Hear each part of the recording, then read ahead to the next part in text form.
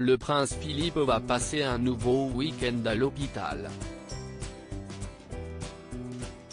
Depuis le 17 février, l'époux d'Elisabeth II est hospitalisé à l'hôpital King Edward VII de Londres, sur les conseils du médecin de son Altesse royale, après un malaise.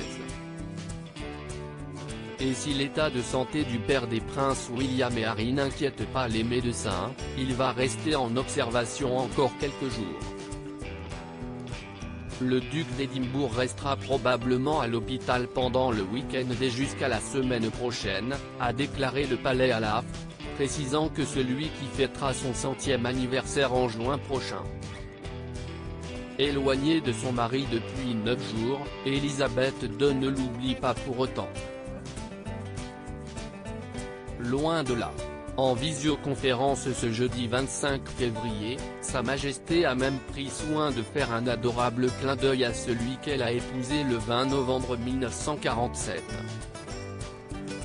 Alors qu'elle évoquait la campagne contre le coronavirus, la reine Elisabeth II avait pris soin d'accrocher une broche symbolique à son tailleur corail, celle qu'elle arborait lors de la séance photo qui annonçait ses fiançailles avec le prince Philippe, en 1947.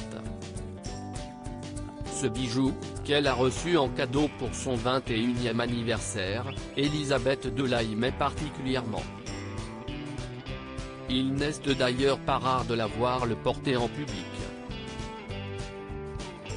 Sa Majesté l'avait déjà en 2013 pour assister aux courses de chevaux d'Epsom mais aussi à celles d'Ascot, il y a 2 ans. Un adorable moyen pour elle de soutenir son époux dans cette difficile épreuve. Hospitalisé depuis le 17 février, le prince Philippe combat une infection, comme le révélait le palais de Buckingham. Et s'il répond bien au traitement, il est au cœur de toutes les inquiétudes d'outre-Manche.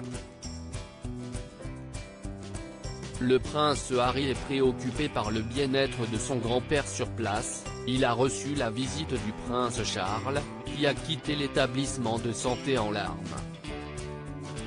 Le prince Edward a lui aussi été réconforter son père. Il a hâte de sortir de l'hôpital, ce qui est très positif. Donc nous croisons les doigts, assurait-il.